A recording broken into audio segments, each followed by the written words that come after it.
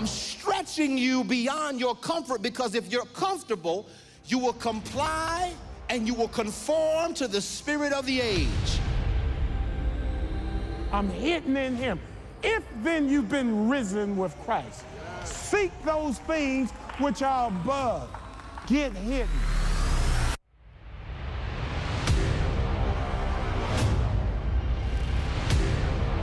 You are in flying school today.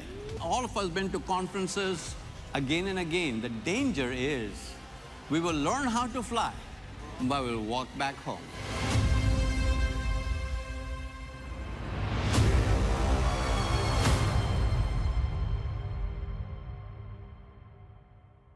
Hey, we are going cruising. God's Glamorous Girls, July the 13th through the 18th of 2024. I want to invite you to be a part of it.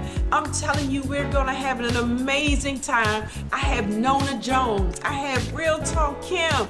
I have Sean Strickland. I got Breland Bowman. And I got the one and only Dr. Michael Freeman. They're all going to be joining me on the cruise. I got Tim Bowman Jr. and I got Miranda Curtis. That's right. Hey, and guess what? I'm going to be there as well. I want you to join me July the 13th through the 18th at our God's Glamorous Girls Cruise. You can bring your family, bring everybody to be a part of it. I'm telling you, we're going to have an amazing time. See you there.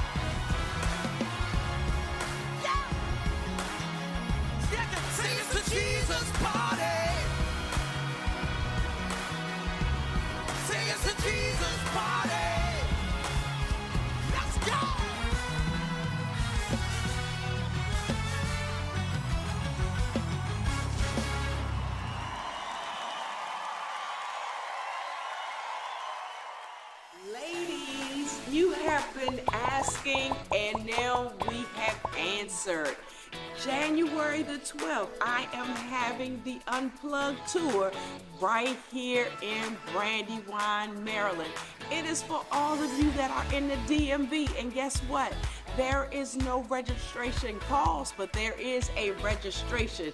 You must register. Get all your good girlfriends and register today.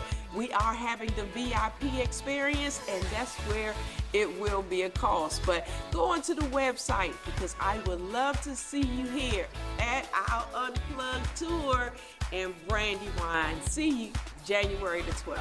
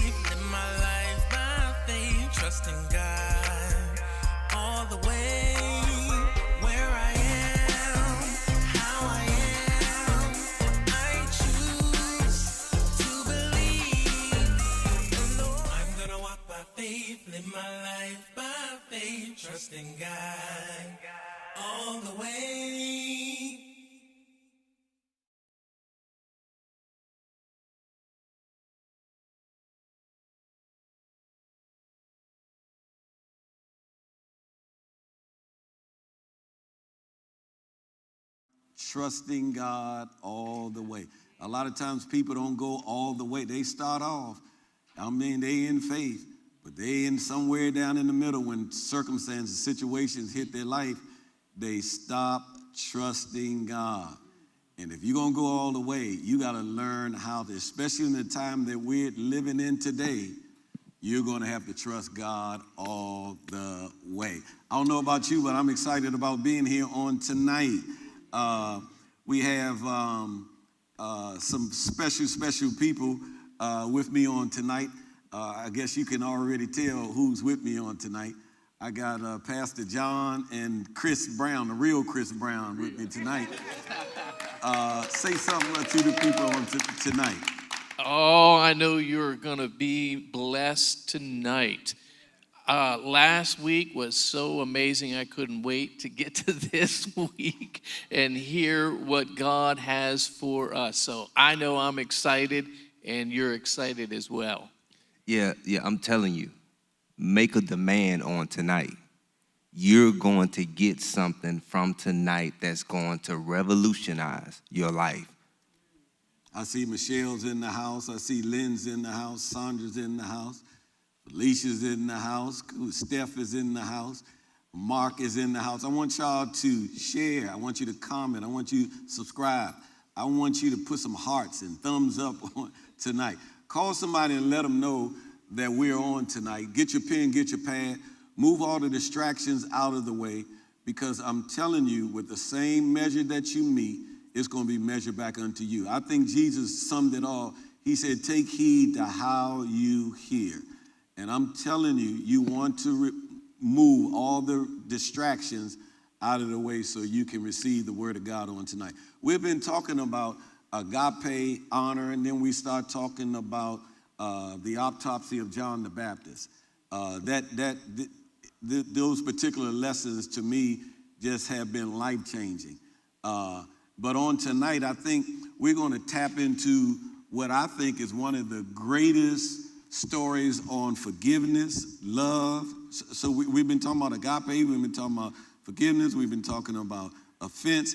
I mean, this is one of the greatest stories, I believe, in the Bible for me, on love, forgiveness, somebody holding the ought.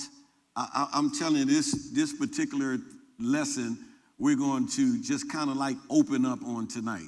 And what happens through all of that while you're walking in ought, or if you're holding offense, you can see the result of that. And as you said, the forgiveness, you can see the result of all that. Such a powerful message. It's powerful, man. Because you got all of it wrapped in one story. And we're going to point some things out so you can see it. But when we pointed out about Joseph, we also want you to see how you can apply it to your own life. Because everybody have had a chance to either be in a pit, you either put yourself in it, or somebody tried to push you in it.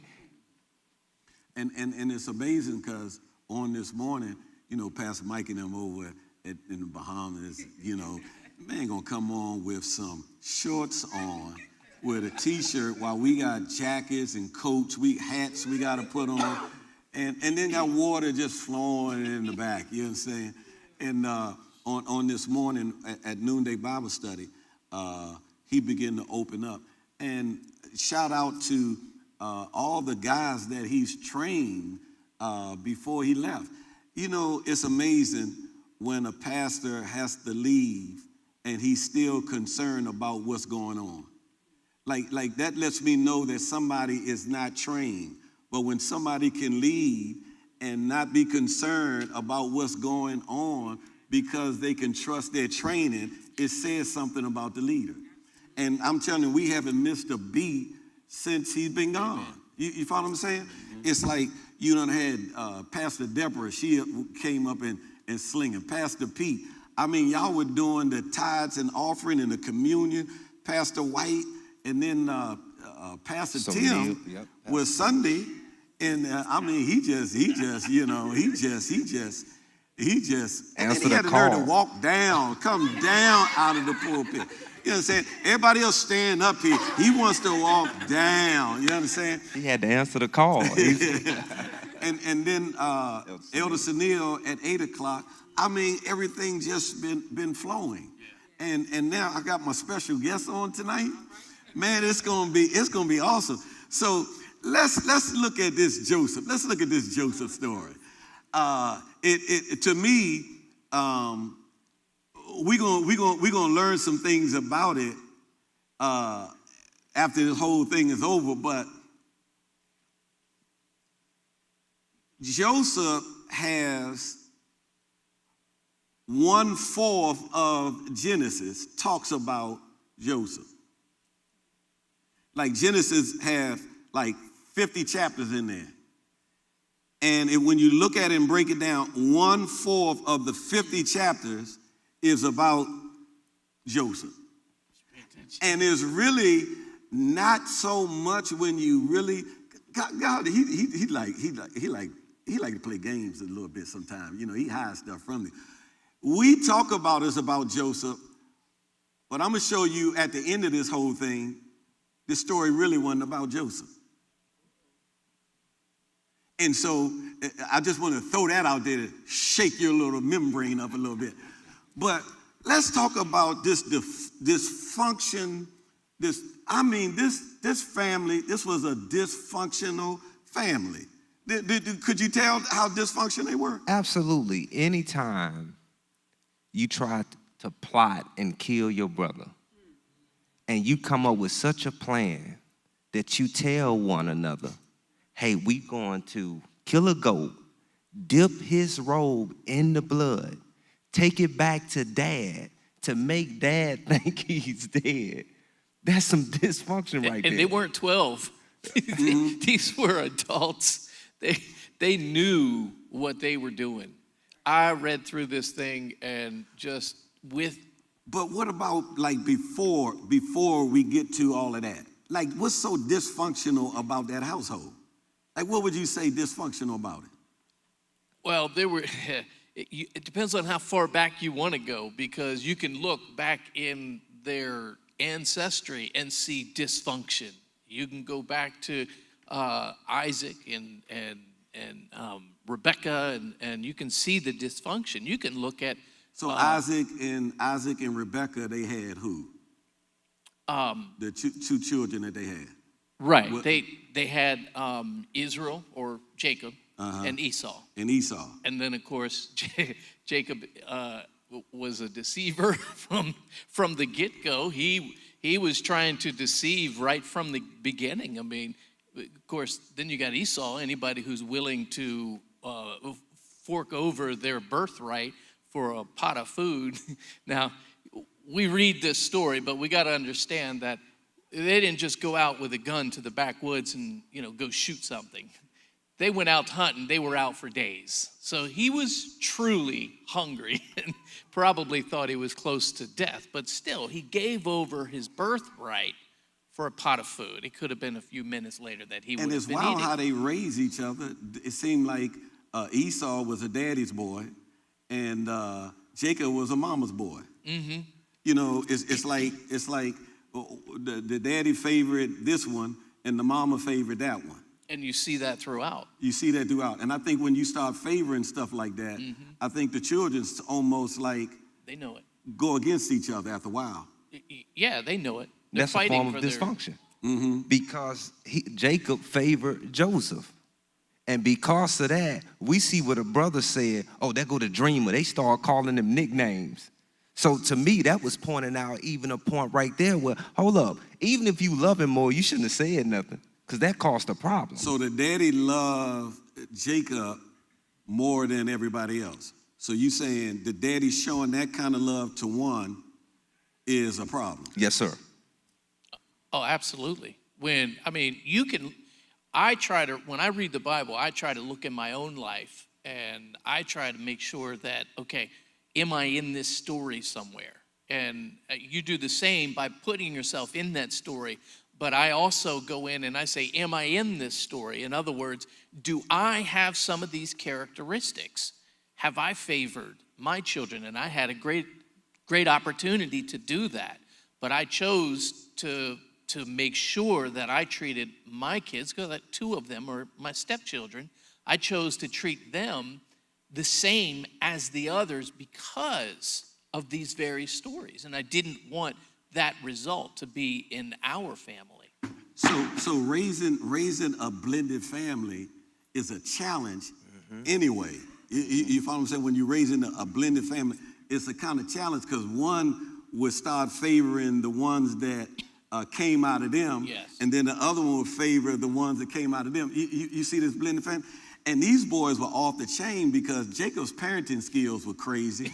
And then you got Levi and you got Simeon. Before we get to 37, they killed every man in one particular town. Because they found out that one guy raped their sister, and they told everybody, okay, we'll let you marry her, but all the men in that town got to be circumcised. And the minute they got circumcised, on the day they got circumcised, they went around and killed all the guys. They said that these dudes were killed. They were murderers. They were. This in Joseph's family. Y'all ever had any murderers in your family like that? Killed the whole city. I ain't talking about just one person. They killed every man in the city. But this goes to your point, Chris, that when we look at our own lives and we begin to examine our own lives, we can at least go back to the Bible and say, well, I'm not as bad as, no. No, but we can go back and we can look at the examples that they left us. And if you notice, every civilization in history puts down the good things. God puts down everything so we can learn, so that we can grow as a society. And when we go back and look at the things that they did and what happened as a result of what they did, that helps us. And for the fact that we can look at it and say, you know what? Joseph was pretty rough. His family was pretty rough. And when we get to it, you'll see the end result of that. And we can look at our lives and say, and we ain't talking about the Brady Bunch. This ain't the Brady Bunch right here. You just think about it. Reuben, this family is so dysfunctional to me. I don't even know how they do it, because where I grew up in the hood, I don't think you could do this in the hood. Like Jacob was married. Jacob had 13 children, 12 sons, and he had a girl, right? This dude had about 4 different women, and all of them was in the house together. Like you got 4, how many? You raising everybody in the same household. I can imagine Lisa talking about, forget about one come in there, but you talking about 3 other ones? They call that today polyamorous relationships. They got this going on today? What? We got some of that. That's some freaky deaky stuff going on. No. Sherelle is not going But now for that. watch this. Reuben slept with one of his father's wives. This is a dysfunctional family. It is, and we think it's bad today. And we thought our families was bad. Right. Man, you can breathe good. Now, there's something because Genesis 37:3, it says, and Israel loved Joseph more than all his children because he was the son of his old age, and he made him a tunic of many colors. Like, what was that tunic of many colors? I mean, what was that about? What was he trying to show? Favor. Yeah, I mean, if you look back in those days, anything that had color in it, it was expensive. And if you have a coat with many, that was an expensive coat. There were several colors, dyes that were put in there because it wasn't like today. You just go to Walmart and get a coat. Hey, that looks pretty nice. Yeah, you can go on the street and get something that looks like Gucci, but only certain people may know that. But no, back then it really was expensive to do that. So it wasn't just, hey, that's a cool coat. That was an expensive coat. It would be like your father buying you Walmart and then Pastor Mike Gucci. Wait. Yeah, you be questioning that. Yeah. What would you think? Like if that was your dad, and your mom, your dad, his other wife was Joseph, came out of that one. Mm-hmm. Your mom and your dad had 3 other brothers, and you see he get a coat, and you don't have one. Man, where's my coat?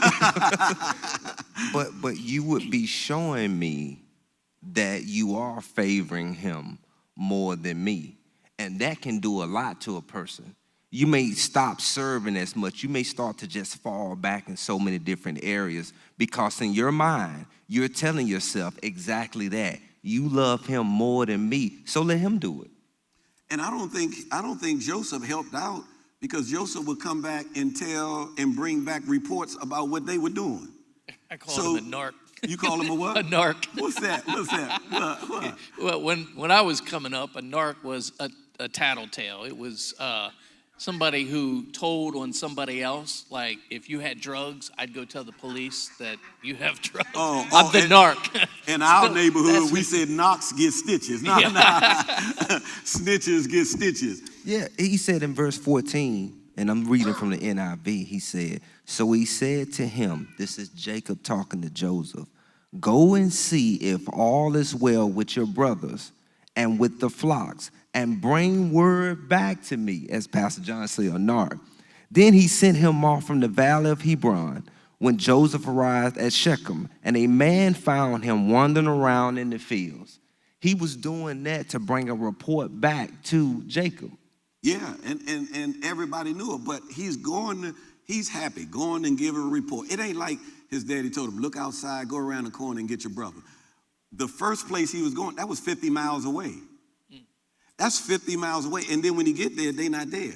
So now he got to go another 14 miles. This ain't like it's amazing. Joseph wasn't like a person of the letter, because his daddy told him go and check out his brother and see if he had this particular place. He went down there, they wasn't there. One brother would come back and say, Daddy, I went there, and they wasn't there. But the man told him they went somewhere else. So he went an extra. He knew his father wanted to know where they were about them instead of telling him some information that they wasn't there. So now that he got the snitch, he coming to check on them. But they already mad at him because he got the coat of many color. And then he give a dream or something? Did he give a dream? Yeah, that was the other thing that kind of struck me, that in my mind, I picture, what it is, how he is delivering this dream. And I just picture him almost bragging that, hey, they called them sheaves, but they were bundles, if you will, of grass that they would gather. And these bundles of grass bowed down to, he said, oh yeah, your sheaves were bowed down to me. So he's not only running around snitching, he's also saying, oh yeah, and you're going to serve me too. So you get this picture of a family that just can't come together. And it's amazing to me how God works through a family like this. Not to mention Jesus came from that line. Yeah, and even his dad say, "Hey man, what you talking about?" Yeah. Like on the second dream. Yeah, on the second dream. Okay, like, yeah. his dad's like, what you talking about? What you mean? Man, go ahead over there and play somewhere. What you mean we're gonna be bound down? But his dad was kind of intrigued by the dream. Like, I really wonder, what does that mean? And I think sometimes when you get a dream or you get a word from God that is really big, I think sometimes you got to make sure you don't go and tell big dreams to small-minded people. Amen. Amen. I've seen that. Sometimes when you tell big dreams to small-minded people, you set yourself up for some additional trouble. I've seen that get stomped on too many times. People that I've had people who come to me and tell me their desires or their dreams or what they believe God told them to do, and I make sure that I don't step on that dream, because it's not my dream, it's their dream. And if I were to step on that dream, I could hinder their growth in the Lord. And I think that had Joseph kept his peace, held his peace, things may have wound up different. God will find a way to get that dream across. Yeah, that was I think, and if we look at the word will help us from following the wrong footprints. Like, this should be an example right here to say, you know what? When I get something, I need to think twice about who I should tell. You know, Pastor have even said some things that you think you got notice of before you go tell anybody else. He says, bring it to me. Because he wants to cover you. He wants to pray. He wants to make sure that he's pushing you in the direction that whatever you have in your heart can come to pass. And you got to make sure and be sensitive to information that you get, because like I said, some information you get, and I think Joseph was so young in it, and he got these two dreams, and if you look at it and watch the whole story, he never got another dream from God like that we know of. He was always interpreting dreams. He never got a dream, and now he's interpreting dreams later on. But it's something when the daddy told him to go, the Bible said, and they saw him afar off. It's like they saw him afar off as he was coming. Like, I wonder what made them see him afar off, and he probably didn't see them and recognize them from afar off. You think it was that coat he had on? They saw the coat, and what they say, who they Here say come coming? the dreamer. Here come that dreamer. Here come that dreamer. And then what did they say that they was going to do? Oh, they said, you know what? We're going to kill him. And then Reuben said, no, let's not kill him. Let's just throw him over here in the cistern. Let's throw him over here in the pit. There's no water in this pit. So they was plotting now. That's amazing to me. Your own family members. I mean, I can't even imagine. I mean, I get being in an argument with your family members, your brothers, maybe even not even talking to each other, which is wrong. But I don't get conspiring to kill your own family members because you're offended. And these are not just, they ain't just joking. Like if you have some murderers in your household and they start talking about they're going to kill you, you got to believe them. You understand? It's like, but if you don't have any, if your brother, they don't fight, they don't do anything, I'm going to kill you. Oh, go to bed, man. But brothers that already done went in and wiped out a whole city, you better start believing them. And the wild thing about it, it says they threw him in the pit. And they threw him in the pit because there was no water in there. And you know, when the shepherds, they used to build them pits because when the rain would fall at a certain time, so when they are out wandering, if they ran out of water, they could go to one of those pits and fill up from the water there. They had set the thing up. And during the dry season, they had those pits they dug them deep enough where they can put a person down there where you couldn't get out by yourself. You needed some help. 3 feet in diameter and 30 feet deep. Yeah. And so they used those for bandits that tried to come and take the sheep from the shepherds. And when they would get them, they would put them down in that pit, go get the authority, and then come back. So they would hold them. It would be like a little prison. Now this boy is in this hole, and he's begging. He's begging. He's begging them to get him out. Like we trying to paint a picture.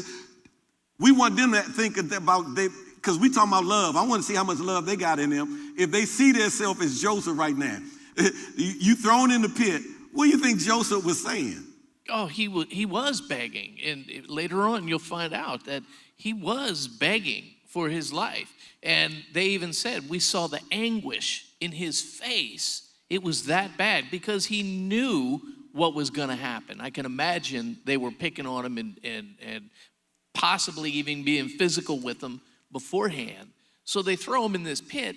And what do you think would be going through your mind if you're in a situation like that? Despair. You think, hey, God's got me. And then all of a sudden, now you're in a pit, middle of a hole. And then your brothers are going to leave you there. And you got to put yourself in that situation. But Joseph, in his mind, it's just racing with thoughts of death, thoughts of, what's going to happen to my youngest brother, what's going to happen to my father, because they said there was anguish. That's like a torment on his face, and they saw that and still put him down in that pit. And I think we got to think about something. If we don't walk in agape and honor, who do we have in a pit? Who is asking us for forgiveness, but we're not tapped into that agape and honor and saying, you know what, man, come over here, let me love up on you. And you got the power to help release them, but you helping them stay buried. It's amazing, this boy in that pit, and he begging to get out. And what really got me was his brothers were sitting on top eating. Like, how in the world you gonna eat while you done threw your brother in the pit? And now you talking about killing him? And then you said Reuben came by and said, don't kill him. Don't kill him. Because this was dysfunction we talking about. Yeah, dysfunction. You eating while your brother in the hole. And Reuben say, don't kill him. Just throw him on over in there. And what was Reuben going to do? Reuben was going to leave and come back and help get him out. He was going to help get him out. You know why he wanted to get him out and help him get him out? Reuben was already in the doghouse because he done slept with the daddy's wife.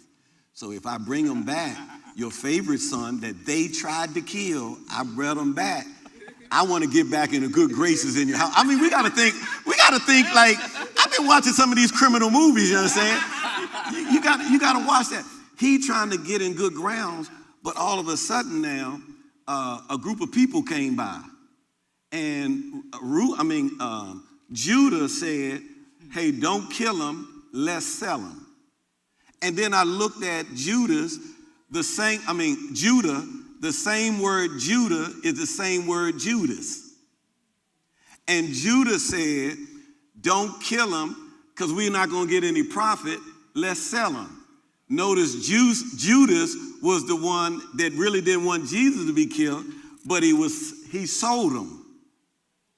And all of a sudden now, here come these guys, and then they sold him. Where did they take him to? They took him to Egypt. I think the funny part, though, looking back, hindsight, I look back and I see, here comes Reuben. Wait, he's gone. Wait, what happened to him? Nothing was mentioned in there about the brothers sharing the money with Reuben. Right. Reuben leaves, thought he had this thing in the bag. He comes back, everybody's gone. They're all, I don't know. And then the money that they got from it, he's out of that too. That's dysfunction. And now, the crazy part in verse 38, it says, when the Midianite merchants came by, his brothers pulled Joseph up out of the pit. So his own brothers who put him down there, now, can you imagine reaching down there now and Joseph probably like, man, let me go. Pulling this guy out of the pit to turn around and I'd at least said, you know what, y'all get him. I'm not going to at least pull my brother out.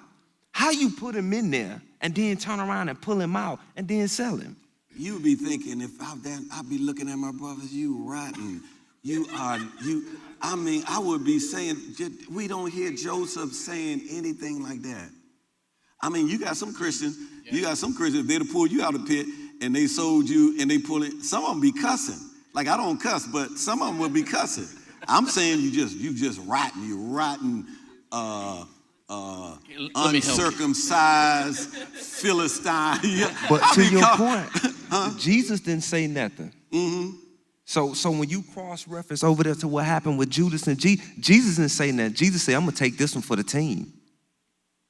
And okay, the boy, he's sold now.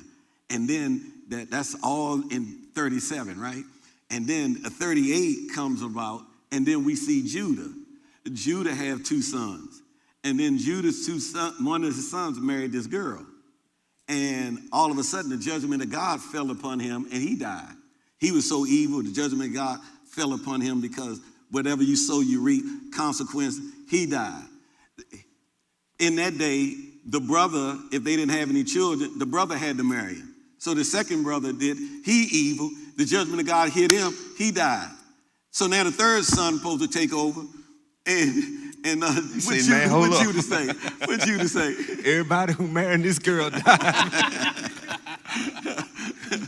you ever had that family member like always trying to put it on somebody else, but it's your car that always come back with the extra dent, and there's always an excuse, and then he go to somebody else's house, and then they car come back with an extra dent. Hold up, it can't be them. It's got to be you. And then the wild thing about it, Judah now, because he tried to trick the girl, now the girl come up with a plan. She finds out that Judah is out looking for a harlot. She dressed herself up as a harlot. Judah sleep with her, get the girl pregnant. He don't even know it's his daughter-in-law. This whole Bible, man, it's like, okay, this is daughter-in-law. He done got her pregnant, but he don't know. He gets word and he find out that she pregnant. Now he want to kill her because he thinks she going around being a little harlot. And come to find out, she told him, you the one that I was sleeping with. And then he said, that girl was more righteous than I was. He said, both of us wrong, but she's more righteous than me. And now they gave forth 2 sons, okay?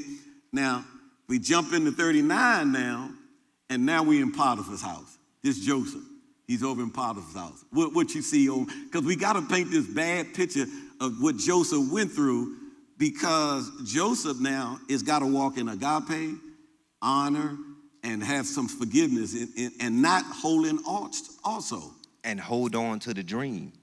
He's got to hold on to that vision.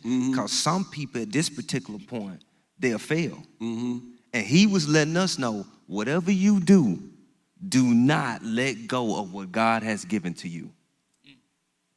Yeah, when he got into Potiphar's house, I picture him down in that pit, finding out what is going to happen to him. At least he's probably thinking, well, at least I'm not dead.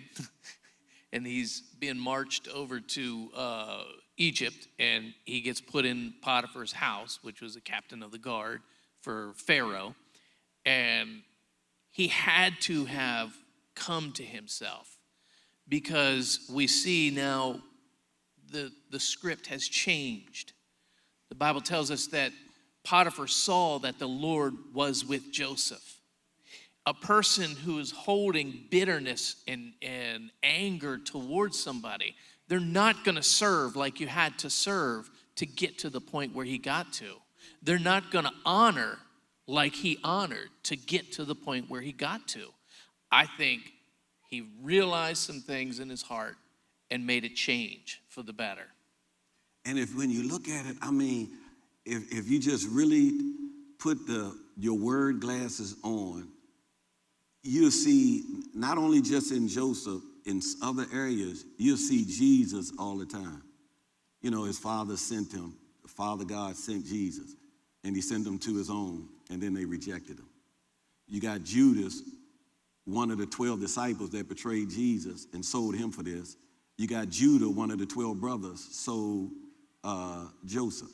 They in Potiphar's house now. For 30 pieces of silver. but you're in Potiphar's house. And you said the hand of God is on him in Potiphar's house. And did Potiphar's house increase because of Joseph? Oh, yeah. That's why he put him where he did. He saw that the things that Joseph put his hand to prospered. You're not going to prosper walking in strife and envy. His heart definitely was changed. He began to do things God's way, and you see the result of that. And oh, no, sir, go ahead. No, I was just thinking, reading that part, is this house increasing or decreasing because of me? Like, is my own house that God has given me, is it increased? Because see, we want the 5 talents, but another part of that scripture says it's based off of the capabilities. We don't want to increase the capabilities, but we want the talents. And I think sometimes you got to sit back and ask yourself, what my hands have been placed to, is it increasing?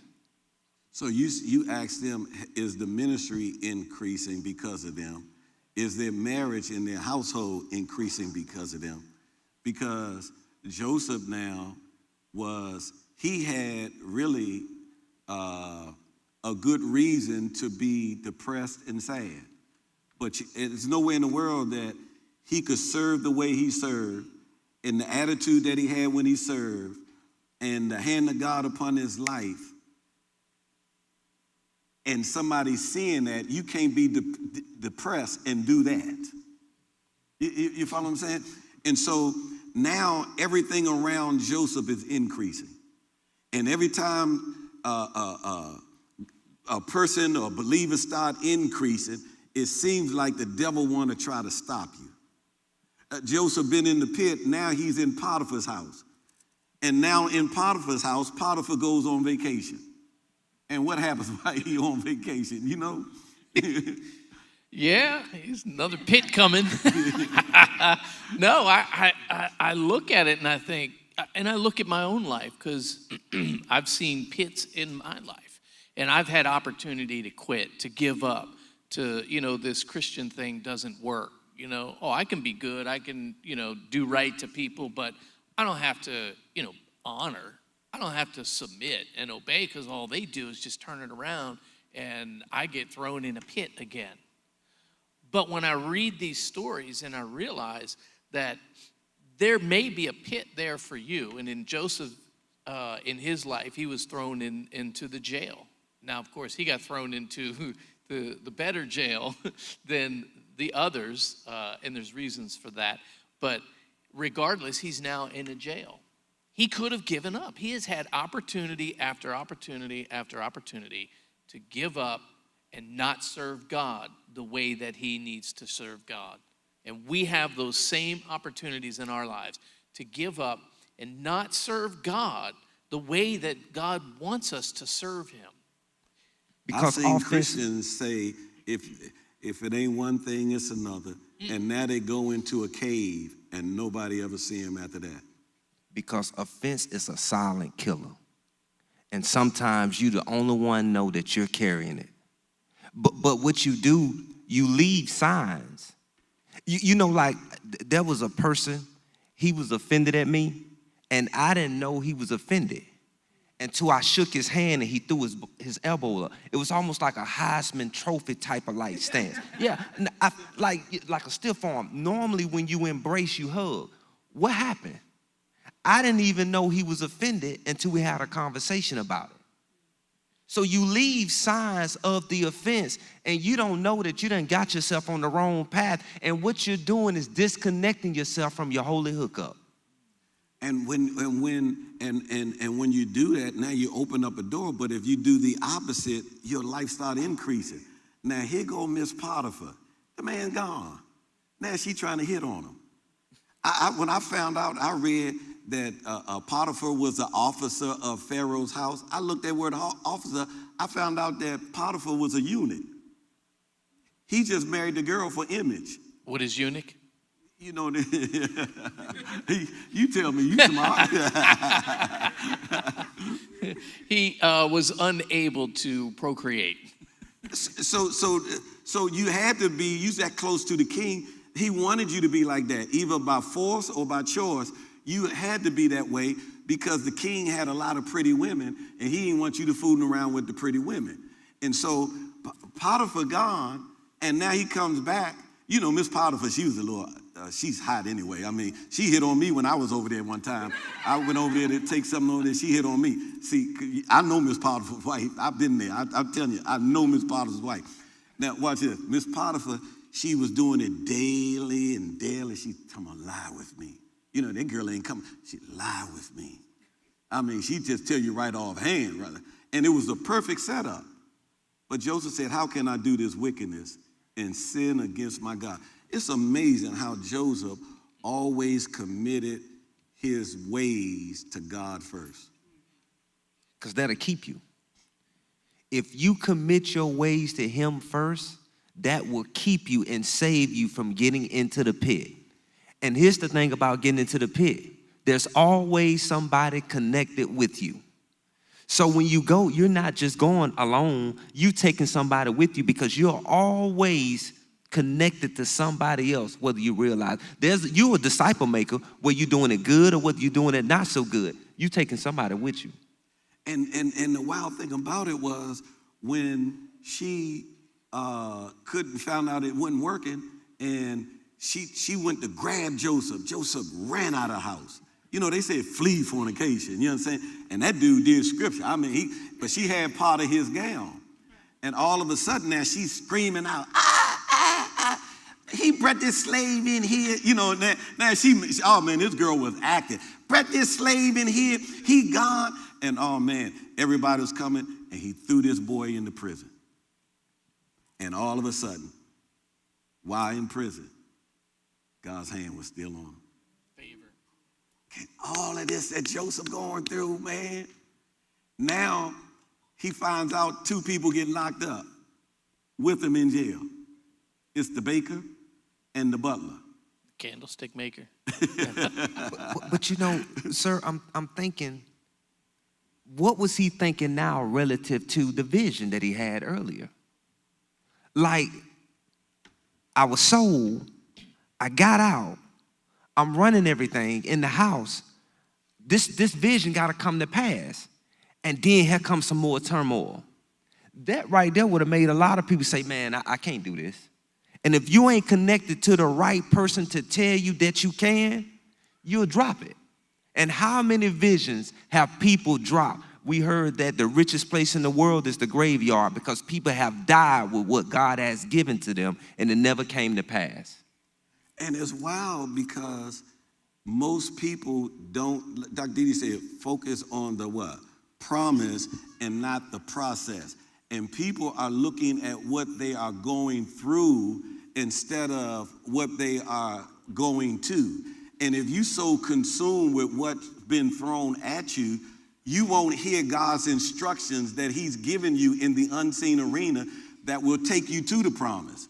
Because there's always principles that comes from promises that if you follow the principles, if you practice the principles are designed to release a power to perform what he promised. So he don't want us to look at the things that are seen. He wants us to look at the things that are unseen. You follow me? Because both of them are going on at the same time. And if you really focusing on the promise, you better keep your ear open for the principles that's going to take you to that place. So Joseph had to be so full of what God said that he didn't allow this stuff to bombard his mind in a way, because it's a good story to be depressed. It's a good story to give up. I mean, don't tell me, be not weary. I don't even want to hear, you've been through all that. Don't even tell me, be not weary and well done. No, this is a good story for a person to give up, cave in, and quit. Joseph was 17 when he had this confrontation with his family members. So he was young, and we can kind of give it to him there, being young in that respect. Of course, back then 17 wasn't young like it is now. But regardless, we see him now in the prison going through everything he did. You see that he began to do exactly what you were talking about. He didn't take that opportunity to focus on what was going on. He took that opportunity and focused on what he was going to. You know, in his heart or in his mind, he's seeing the progress in Potiphar's house. So when he got into the jail, he said, I just got to get out to Pharaoh now. I said, I got to get out there, because if I can prosper there and I'm prospering here, all I got to do is focus on these principles. And when I get out there, I'm going to be on top. And you notice something? God never took his hand off of Joseph. Even verse 20 says, Joseph's master took him and put him in prison, the place where the king's prisoners were confined. But while Joseph was there in the prison, the Lord was with him. He showed him kindness and granted him favor in the eyes of this boy he got favor with the warden. Yeah. We got to do our part because God has done his. You could be focusing so much on your problem, you can miss the supernatural power of God operating in you. I was talking to this pastor one time, and he was complaining, man, I'm doing everything I can, man. I'm sowing, I'm obeying God. He said, man, my house been in foreclosure for 3 years, man. And I'm telling you, man, it's like my salary hasn't like increased, and I'm doing everything. And I said, your house been in foreclosure how long? He said 3 years. I said, are you paying the note? He said, no, I haven't been paying the note since 3 years. I said, how much is your note? He said, $5,000 a month. I said, $5,000 a month times 12. That's 5 times 12 is 60,000. Times three. That's $180,000. You ain't kicked out of your house yet? I said, you don't see God in that? I said, you didn't see the money coming this way, but God, you got $180,000. And you know what he told me? I ain't even recognize that. Because he was so full of what he was going through, he missed out on seeing God's principles. If you practice them, they design to release a power that will take you to your promised land. I'm telling you, man. And then all of a sudden now Joseph in jail. He ain't getting thrown off. And Joseph now, the butler and the baker, the butler wasn't like the butler that opened up the doors. The butler was the cup holder, the man with the drinks. Somebody was trying to kill Pharaoh, and they didn't know if it was the butler or the baker. So they put both of them in jail until the investigation was over. It took them 3 days to investigate. But during those 3 days, like what happened in the jail with the butler and the baker? Another dream. Another dream. But this time, Joseph was the interpreter. And I think it's telling that Joseph saw a way out. You could almost see that light go off in his head because they're telling him his dream. And he's like, yeah, can anybody interpret dreams but God? Tell me, I'll let you know. I mean, he just told him right off the bat and didn't hesitate. And you could see the light go off because he told the one dream to the cupbearer. And of course, the cupbearer was released after 3 days. He goes, when you get released, remember me. And what did he do when he got out? Forgot all about it. I wonder how many see themselves as the butler. I wonder how many Christians see themselves as the butler. Something good happened to you, but you forget about everybody else. You fail to remember. Even God. You know, God gets you out. You're stuck in a situation that, is hopeless, and God brings you out. And then now you're making more money than you've ever made in your life. Yet you're not tithing, you're not going to church, you're too busy, working, getting this money and such. And that's a dangerous place to be because as quick as it came and as quick as he got you out, it can go right back because you're not following those principles. The principles are there for a reason. They're designed to help us. Too many people look at God as the killjoy of the party. But he knows that party is going to kill us. So he's telling us, stay away from the party. And that's the whole purpose. Anybody that has kids knows that. A kid's going to love to play with, any kind of thing that's going to hurt them or harm them. But we're there to say, no, you can't do that. And then as adults, we forget. Yeah, and he gets out. He gets the butler gets out. And how many years did it go by? Do you know how many 2 years? years. How many? 2. Now, can you imagine Joseph in jail? This dude been out for 2 years and we ain't heard nothing. I wonder, did he go back and visit Joseph? Man, thank you for interpreting my jail. I wondered that. What was you getting ready to say, though? I was just thinking, like, if we realize the purpose of your pastor, parents, coaches, and leaders, they are here to navigate you around walls you didn't know existed. And that's why we tell our kids, put your seatbelts on, because we know what can possibly be up ahead. And if we start receiving it like you're covering me and protecting me instead of trying to kill my fun, kill my party, we can receive it even more, because there's some things that you don't have to go through. Satan is going to attack you just because he's dumb enough to attack you. Don't help him. And it's wild because after the 2 years, Pharaoh had a dream. And maybe the butler listened to Dr. Didi's message and remembered. And so he telling Pharaoh about Joseph in jail. This man interpreted these dreams, and I mean, it happened just like it happened. And all of a sudden, Pharaoh said, get him up here.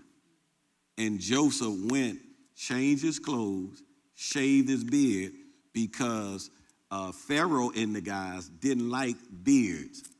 Hebrews, they had their beards. They wore their beards. Matter of fact, they ain't cut them too much unless they was in fasting, sackcloth and ashes. They were doing all that. But Pharaoh and them didn't like beards. So that's why Joseph shaved his beard. Some people, you had a little attitude when he called you up. You just kept your beard on, and then you'd have put yourself in a position of offending Pharaoh. But all of a sudden, he goes up there and he interprets Pharaoh's dream. And then after he interpreted his dream, what happened to him then? Well, he was put second in command. I mean, he went from the pit to being second under Pharaoh. No, even Potiphar now was subject to him. And Potiphar's wife was subject to him. And they had to essentially bow down to Joseph. I mean, God will take you to places you never thought you would be. I mean, coming from where I grew up, there was no thought or even idea of college. Didn't even want to think of the idea of college. Yet God has put me in a position where I didn't have to, and I'm not discouraging college. I'm just telling you that was my story. But I didn't have to have college to get where I am. Once I got born again, I saw God, I saw the process, and I began to work those principles. And as I worked those principles, I saw the prosperity begin to grow in my life. And that's what Joseph experienced. Yeah, because I learned you can have a relationship with the master and not so much need a master's degree. That allow you to trump some things that people with a degree may have. And now I've been to school, so I'm not discounting or disqualifying a degree. Education is education. But to have that relationship and chase after the things of God, you will be in the HOV lane while the person with the degree is in traffic. But I like the question that you asked, because Potiphar, he dressed Joseph up. He gave him a ring and a gold chain. Them rappers, Pharaoh. Them rappers ain't the first one that y'all seen with a gold chain. That because he wanted people to know, hey, that's from me. And whatever Joseph say, although I own it, he's in charge. As a matter of fact, no one can even come to the land unless Joseph say so. Joseph was the number one man in the number two position.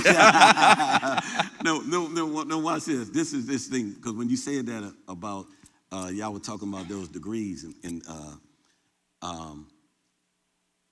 I think everybody better start opening their ears and listen to and start fellowshipping with the Holy Spirit even more, because I just heard something about this AI thing. They said in the next 7 years, they said millions of people are going to lose their job that have degrees.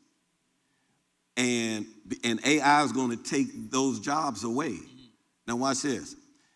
If you don't start sharpening your skills, when that stuff comes and people are losing, It's going to take the wisdom. You're going to have the wisdom of God that's going to be able to cause you to increase.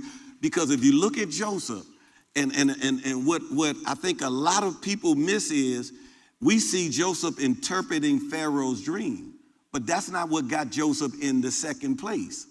What got Joseph in that second position, he gave the wisdom of how to do it. See, telling the dream, interpreting dream is one thing. But now he stood up and said, okay, this is how this should be done. And Pharaoh looking at him like, oh my God, you just got yourself a job. You the second man. Who can do that and think of that like you just did? It was that wisdom that got him to promote, and he's in a foreign land. That's the part I'm getting. He's in a foreign land, and all this stuff this man went through, and he's still leaning on God. Don't tell me. And this man didn't even have the Holy Spirit on the inside. He wasn't even born of the Spirit. We born of the Spirit, filled with the Spirit. And you mean to tell me we give up like this? Yeah, because, sir, you know, some people who have jobs, they depend more on their job than God. They won't teach you everything they know because it's called job security. And they'll say, oh, I'm not telling. They will allow you to fail just so they won't give you the key ingredients to succeed because they thinking more about their job than putting their confidence in God. I remember when they first came out, and you could see this stuff. You can see it. That's why everybody, you can't stop learning. You got to keep growing. You got to sharpen your skills. There are a lot of people, you sitting down and you resting. I remember when they used to have those little, we had cashiers all the way. Then they started opening up these little, fast way. And I said to myself for a long time, I am not going to use that because people are losing their job. I'll wait in line to make sure. That's what because they kept pressing the thing, now people lost their jobs and they got the machines there. And I'm telling you, it's this AI, if you don't watch, we can use it for God's glory if we start using it, talking about God, asking about scriptures, doing this and filling that membrane up of that AI. So when you put stuff in, Christians done bombard that thing so much that it's kind of controlling. But if we let the world run it, man, this thing is going to be crazy. And Christians are good for when they see something come out that they don't understand, they say, that's the devil. And then 5 or 10 years later, now we buying it and bringing it in our house. Remember the TV used to be the demon? Don't watch that one-eyed monster, that's the devil. The organ used to be the devil. Don't play that organ up. Everything used to be the devil. And I'm telling you, if you don't watch it, you're going to get caught. And I believe I don't care what kind of season. Pastor Mike said this for this year. We can expect more in 2024. But let me tell you something, child of God. God been saying that for eons. He said, I want to increase you more and more, you and your children. He got more and more in his mind, and you and I better get that on our mind. And when you are free, when a person is free from offense, you can listen to their language, and that language will let you know. Look at this. Look at the Genesis 41 and verse number 51. Genesis 41 and look at 51. It says, and Joseph called the name of his firstborn Manasseh. And it's amazing. You would think after all that he went through in his family, all that he went through, he would have disconnected himself from the Hebrew culture because Pharaoh gave him a new name, an Egyptian name, but he didn't use it. They gave him an Egyptian wife, but he did take that, yeah. And he had 2 babies because he getting ready to tell us about the babies that he had. But he could have been mad and said, you know something? Because these are Hebrew names that he named his children. And he said, the firstborn is Manasseh. And this is why he named him. For God has made me to forget all my toils and all my father's house. What he telling you? I'm not holding, you know what they did to me, and I'm not holding an ought against them. How do you do that? How do you still not holding an ought against people who have done you wrong? Evidently, Joseph had to put some value on the relationship that he had with his rotten family. Redemption. I mean, we can see it. I mean, it's, as you said, this was just a redemption story. One of the other than, of course, Jesus, but one of the best in the Bible. I mean, everything he went through was an opportunity to say, I'm done with you. But yet, he still chose to look at God and follow his precepts and find out, you know what? All that I went through was nothing compared to what God has given me. And can you imagine every time he looked at his firstborn and he called him by his name, he was always reminding himself, let it go. Yes, sir. Let it go. You look at your child and I have let that go. I mean, he's thinking about all the toil, and he looked at that child, and every time he said that child's name and he said something to that child, he was saying, man, my father and my brother and them, they did me wrong, but I don't want this to be a generational thing. We want to break this thing. Let it go. Because he knew that the hand of God was on his life. You said this right here earlier today. You said your behavior will always follow your value system. And that word value means something you find worthy. And he knew the value of his relationship with God. And he said, you know what? I'm not letting this go. You can't do enough to me for me to leave him. And people get offended real quick, and they'll throw away good relationship. How in the world, in the body of Christ, do you throw away a relationship? You know why? Because you ain't had a Manasseh. That speaks to a principle that we use and can use and should use in Scripture when it comes to these kind of situations. If you have a situation where you have aught with somebody or you have problems with somebody and you've already forgiven them and you've already let it go, these things are going to try to come back. Joseph had the ability to look at his son and repeat, let it go. We now can look at the word and say, no, I choose to forgive. Just as Jesus has forgiven me, I choose to forgive. What is that doing? That's telling yourself, oh, I'm not allowing that thought to get into my head again. I'm not allowing it to happen, because that's where the process started in the first place. Well, if you don't do what you just said, you'll never had a second baby. See, the second baby always come at the first, right? Okay, his second child's name was Ephraim. And Ephraim means, for God has caused me to be fruitful in the land of my affliction. Now, he called the place where he was in Egypt, he called that the land of his affliction. But because he let it go, watch this, he was able for God to prosper, because offense is a blessing blocker.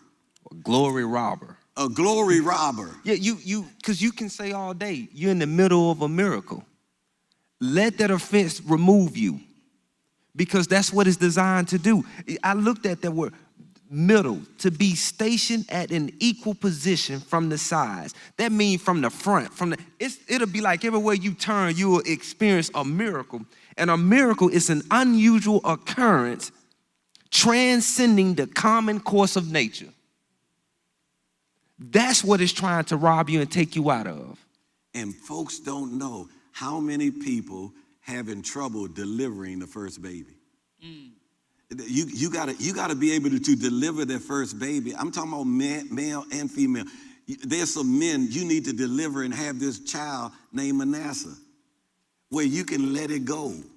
You can let it go. I mean, you're holding on to something that really 5 years from now you look back at it, that's going to be child. You mean to tell me I was mad about that? I mean, is it worth it? You mean to tell me you're going to destroy your marriage because of that? I mean, come on. We gotta grow up. And now Joseph, now we know, is free. And now we get to chapter 42. It's a famine in the land. And the brothers got to come, and they running out of food. And the daddy says, hey, I heard there's some food down in Egypt. Come on, y'all, talk to me. What you think? You know those brothers are like, where? Yeah. Yeah, I think there's food over on the other side. No, that had to have been difficult for them, because they knew where he was sent, and to be reminded of that. And I can imagine that they may have grown some as well. I mean, this is a long time. I forget how old Joseph was at this point. At this time? Yeah. He's 39 years old, because they 2 years in the famine. Into the famine, yeah. Okay. So this is a long time that these brothers have had to deal with this. Number one, they can see the anguish of their father and the turmoil that their father went through. So I can imagine they probably have grown a little bit through this as well. But their father is saying, hey, you need to go to Egypt. He has no clue what is over there, but the brothers know what awaits them. Not that they know that he's second in command, right, but they know that memory is going to come flooding back, that all of what they did is going to come back to them. And I can imagine how hard that was. Yeah, because the last time you heard about Egypt was you talking about 13 plus 7 plus 2, 22 years ago. 22 years ago, you heard about Egypt. You sold your brother, and he was going towards Egypt. Now your daddy telling you to go back to Egypt. But what else get my attention before we go down there? When Joseph presented himself to Pharaoh, he was in prison, and he called for Joseph because he had that dream, right? He needed somebody to interpret the dream. When he called for Joseph, Joseph was 30 years old. Joseph was 30 years old. And then when Joseph gave the interpretation of it, he said it's going to be 7 years of good years and then 7 years of bad famine, right? I was talking to Pastor Mike and Atobe. They was over in Bahamas, and we're talking about Joseph's story, right? And they said this, isn't that something? He was 30 years old when he presented himself to Pharaoh. We 30 years in ministry. We just gave an offering that will cover the next 7 years. Joseph says, hey, I see something, and it's going to be some good days in this next 7 years. I mean, can you imagine? I mean, Joseph pop up when he's 30. We in our 30, and we talking about the next 7 years, and Joseph telling them about the next 7 years. I'm telling you right now, I don't know about you, and I don't care what everybody else think. I'm telling you, this next 7 years is going to be a year that's going to flow with milk and honey, boy. You know what I'm saying? Amen. We are increasing. That's why you can expect more in 2024, and you can expect more than that in 2025, and more than that in 2026, because God got increase on his mind. Man, come on, talk to me. Okay, we going back to his house. Go ahead. So verse 7 says, as soon as Joseph saw his brothers, he recognized them. But he pretended to be a stranger. Now, okay, let me finish this. He pretended to be a stranger and spoke harshly to them. Where do you come from, he asked. From the land of Canaan. They replied, to buy food. Although Joseph recognized his brothers, they did not recognize him. Now, this is what got my attention here, because I think at this particular point, when they bowed down, that's when it hit him. Back in verse 37, when he got the vision. Oh my goodness. What you think, sir? What you think? I'm thinking, if a person is offended, you second in command. Your brothers don't recognize you, but you recognize them. Them the same rotten ones that threw you in the pit. Them the same rotten ones that put, because he ain't forgot about this, man. He remembered everything what they did. I would have said, what y'all down here for? I mean, offended person, what you down here for? I know you ain't coming to get none of this food. I mean, come on, this is a good time now for some revenge. Oh, yeah. Come on. Oh, yeah. Is this a perfect setup for an offended person? I have said plenty of times, it's a good thing I'm not God. There'd be a lot of people that weren't around here anymore. No, but that is exactly it, because there is so many times that we have the opportunity, and I say that because that's what the devil wants to present us, opportunities to be offended and stay in offense. And your actions are going to tell on you. Your mind is going to first tell on you, but that's going to be between you and the Lord, and that's where you deal with it first. But if you play with that in your mind, it's going to continue, and you're going to grow in that offense. And then when this situation occurs, you're going to be the first one to say, okay, let's stick them over here. I'll deal with them later. And you'll leave them in their pit for a while, let them stew in there. And I think some people might even just take that wig or whatever he had on that he didn't recognize him and say, yeah, who you bowing to now? Yeah, and the wild thing about it, he's talking in a different language. And he needs an interpreter to talk to them. Now, this is because you said when they bowed down, he remembered the dream, right? Now, verse number 9 says this. Now, watch this. Language always locates you. Remember that? Language always locates you. And Joseph remembered the dream which he had dreamed about them and said to them. Listen to me. Joseph remembered the dreams which he had dreamed about them and said to them.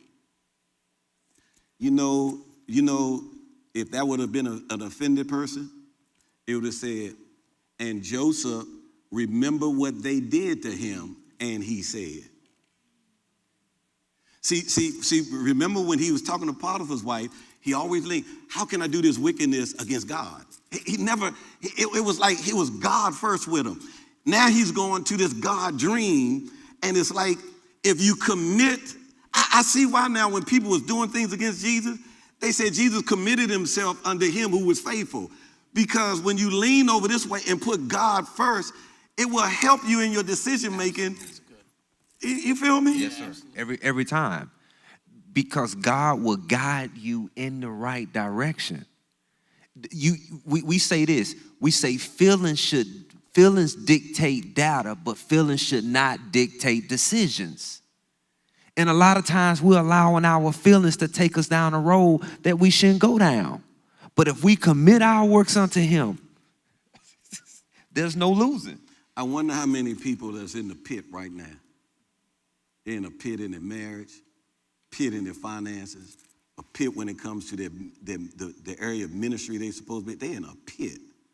They're in a pit. And most of them are offended. They're offended. They want to get out the pit, but they're offended. And they want to be in the place of authority. You'll never be in a place of authority if you're not in the place where God had already decided for you to be in. You always got to be in the spot where God has designed you to be. You can't decide where you want to be. You only can flourish wherever God placed you. Like, it's amazing. The stars, if you take them stars out of the heavenlies, they don't shine. You take a fish out of the water, he don't live. Take a bird that God assigned him to be in the air, put him in the water, he don't function right. And there are a lot of people, they are offended and they out of position, but they want God's best for their life. And I'm telling you, if you get a hold of this, I'm telling you, I ain't finished with this Joseph story. We're gonna deal with this Joseph story because there's a whole lot of stuff and a whole lot of shaking going on. But when we get finished, this thing is gonna turn out just all right. I'm telling you, Pastor John, how many people are stuck in the pit of offense? That's the thing that we really need to take from this story, that you may be stuck in the pit of offense. You may have these feelings that are dictating your decisions, yet you can always turn it around. You can make that decision to say, I'm not doing this any longer. And that's all it takes. Oh, you'll have thoughts. You'll have thoughts come. You'll have the enemy come. You'll have another person tempting you with a pit. But if you just change your mind, change your thinking first, and then change your mind. How do we change our thinking? Through the Word. We meditate on the Word, and then we begin to operate in the Word. If we do that, and then we begin to speak the Word, our lives will begin to turn around from that point on. I guarantee you, if you look back in your life, and you look at the time that the shift happened, if you're in offense, you look back at that shift in your life where things began to go downhill, you'll see when it happened. Take that opportunity to change that tonight. Yeah, and connect with somebody. Talk to God and ask God who you should connect with. Because I think Offense don't have a face. It's going to come after anybody, everybody at some particular time. And if you're not strong enough to stand by yourself, talk to somebody and tell them, I've been offended before, but I connected with somebody and I shared the information and they said, okay, we're going to pray out of it. Sometimes you talking to somebody about the offense and they get in the boat in there with you and both of y'all not offended. Talk to somebody who can go to the boat, get you out, and you both go where you need to go in life. Because offense, just think about a regular fence. Maybe your neighbor have or maybe you have. That fence is either locking some stuff out that need to be in or locking some stuff in that need to be out. And there's some people, I mean, you've been offended, oh man, you've been hurt, and what they did was wrong. But let me tell you, don't let what they did affect you from walking into your next wealthy place. See, it's how you perceive. It's your perception that's really holding you in the trick. And if you never have baby number one, you will never have an Ephraim. You got to have a Manasseh. You got to be able to let it go. And some of y'all holding on to stuff. I talked to somebody and they were talking and I thought it was yesterday. And I said, when did that? That was 15 years ago. You mean to tell me 15 years ago you still holding on to that? What they did was wrong. Yeah, what they did was wrong. But they gone on about their business. And you mean to tell me you're going to stay in the pit? Man, if nobody come, pull yourself up out of the pit. You got to let it go. And when you do that, you can have an Ephraim. And when you have that Ephraim, you're going to be fruitful in the land. And God said he'll prepare a table before you in the presence of your enemies. And I'm telling you, you are going to have the years and the days that you have already dreamt to have, and God wants you to have it. Sir, may I throw this at you? A person told me recently that they haven't spoke to their dad, I think, in a long time because of offense. The morning that they had planned to call and have a conversation, the person died. So they never got a chance because they thought that tomorrow was promised. Don't be the one that's holding something like that in. And then the day that you think you should make a decision to talk to them, it's too late.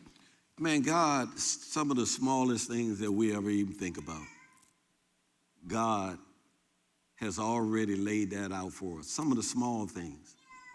I like Elder Sunil was teaching on Sunday. And Elder Sunil said, I wish, or somehow he said it about him and Tony Dungy. I wish I had an opportunity to meet him if I ever do, blah, blah, blah. Somebody texted me yesterday, and they said, I know Tony Dungy. I don't know that guy. He said, they said, but hey, I'm going to be on a Zoom call with Tony Dungy today. Said, do you think we can work that out? I said, well, certainly. So the person called me and told me that they weren't going to be on there, and I was like, Elder Sunil was on there. So I went in myself. Boom, I hit it, went in, and I see Elder Sunil, so I comes out, and I call him on the phone. I said, man, I'm looking down, and I saw James Brown, but I didn't see Tony Dungy. He said, yeah, he was on there. I said, you had something to say on there? He said, yeah, they let me say something, but I didn't, because the person was going to personally introduce him to them. But I said, well, at least you got close. You closer than what you was on Sunday. You know what I'm saying? But what I'm saying is, God cares about the small details. And how many things we are holding up because we letting something that somebody else did block us from walking into our wealthy place. Hey, man, I had me a good time today. I thank God for my special guest. Hey, we want to receive offering on tonight. I want you to sow on tonight. We have some secure ways for you to give. You'll see it flash up on the screen. We have text to give. We have PayPal, and we have Cash App. They will stroll them at the bottom of the screen. I want you to go ahead and sow on tonight. If you receive anything from this message on tonight, and I know you have, I'm telling you, yeah, I see this was very good. Yeah, that's what I'm talking about. A real good time. Yeah, I'm telling you, you stick around, you're going to put yourself in a position where you'll never be offended another day in your life. So I want you to give on tonight. I told you that they have them up there, Cash App, PayPal, and text to give. I want you to sow on tonight. And then if this is your very first time being a part of our Bible study, I want you to text a number 1, type a number 1 in, and we're going to show you so much love. I'm telling you, you'll see so many hearts go up. I'm telling you, it's going to bless your life. And then if you want to receive Jesus as Lord of your life, you want to be filled with the Holy Spirit, or you want to connect with the teaching ministry of Pastor Mike here at FCC, I want you to text FC Connect to 51555. That's FC Connect to 51555, and someone will get right back with you to minister to you and show you your next step, the growth step. I'm telling you, your life will never be the same. So I want you to go ahead and follow those instructions. You want to be filled with the Spirit, make Jesus Lord, and become a partner of FCC. I want you to follow those instructions you see at the lower third on the screen. Get ready for Sunday, man. We're going to have us another awesome time at 8 o'clock at Temple Hills, and then 10 o'clock here at Brandywine, and 10 o'clock at the Baltimore location. And we'll get word about Nightcap because I don't have any information about that. And so I believe we'll have it from the Bahamas. I believe, depends on what Dr. Didi do with Pastor Mike. But so you just be ready. Just make sure the notification, you push that little button so you'll be notified every time he comes on. And then when he's on Instagram and things like that, I want you to go ahead and be a part. Don't forget about the Christmas play. The Christmas play is going to be on Christmas Eve. And on that particular day, I think it's the 24th, right? There will be no 8 a.m. service. No 8 a.m. service. And I want you to make sure that you get the word out and let everybody come to the 10 o'clock service. And then if you didn't get a chance to minister back to Pastor Mike during his birthday, do something. Sow into his life. He have sown spiritual things in your life, and it's time for you to honor. And really, it should be double honor because of how he functioned in the office of a pastor here at FCC. And so you go ahead and make sure you sow into his life if you hadn't for his birthday, because his birthday was December the 4th. But no one that I know of gets upset if you sow after the birthday. So go ahead and do that. And we'll see y'all on Sunday at 8 o'clock and then 10 o'clock. And always remember this from 2 Corinthians chapter number 5, verse number 7.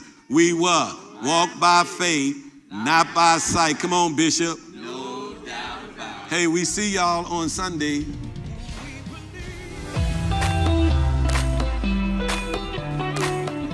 Hey there, I'm Pastor Breland Bowman, and I wanted to personally thank you for joining today's service. I know that you had an encounter with God that has caused your life to go to the next dimension, but it doesn't have to end here. If you need to be saved, or if you want to partner with the ministry, there's some information on the screen that I need you to check out so that you can partner with us and that you can continue to have this amazing encounter with God. If you have any takeaways from today's service, make sure you tag us, post it, share it with your friends, because we are teaching so that you can become a teacher. If you're in the DMV area, we want to see you. Come on and hang out with us. But if not, eCampus will do just fine. I love you, and I cannot wait to see you soon.